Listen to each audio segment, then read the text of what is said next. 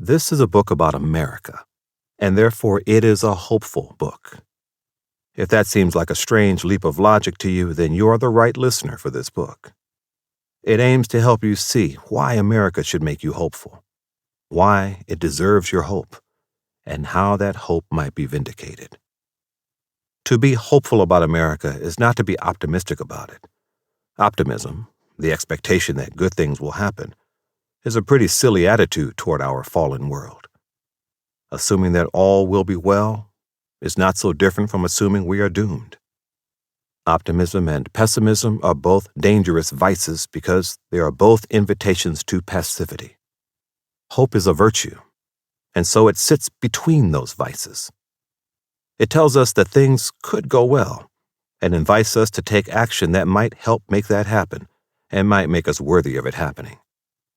It does not deny the obvious potential for calamity that always casts a shadow over our future, but it holds out the possibility of light and grace.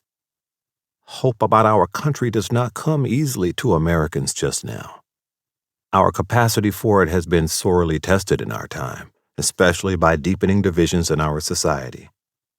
Americans have never lost hope in the face of outside threats. But internal discord strikes at the roots of our strength and leaves us doubtful of our capacity for renewal.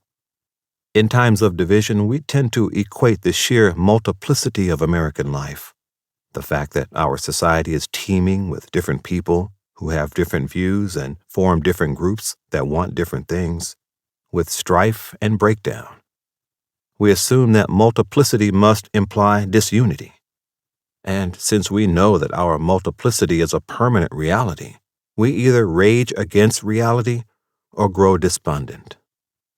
This is one reason why our politics now overflows with melodramatic despair. We have come to see other Americans as problems to be solved, and so imagine that the obstacle to unity in our society is the existence of people who do not think as we do. Among other things, this has made us frustrated with our system of government, because that system forces us constantly to deal with people who differ from us. Too many Americans are, therefore, persuaded that our Constitution is unsuited to our contemporary circumstances, that it assumes a more unified society than we now have, makes it too difficult to adapt to changing times, and so can only make our problems worse in this divided era. But the Constitution is not the problem we face. It is more like the solution. It was designed with an exceptionally sophisticated grasp of the nature of political division and diversity, and it aims to create, and not just to occupy, common ground in our society. The problem is that we have forgotten that creating common ground is a key purpose of the Constitution, and that it should be a key purpose of our own political and civic action. We have also lost sight of how the Constitution goes about creating common ground. It does so by compelling Americans with different views and priorities to deal with one another, to compete, negotiate, and build coalitions in ways that drag us into common action, even, indeed especially, when we disagree. This points to an even deeper problem underlying our contemporary frustrations with our system of government. We have not only lost sight of the importance of pursuing greater unity, but we have also tended to forget what unity in our free and dynamic society really involves. Unity doesn't quite mean agreement. Americans do have some basic principles in common, especially those laid out in the Declaration of Independence.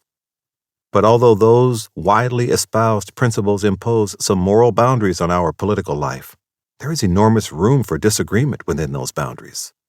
This includes some significant disagreement about exactly what the Declaration's principles actually mean regarding the nature of the human person and the proper organization of society, let alone disagreement about discrete political and policy choices in response to the needs of the day.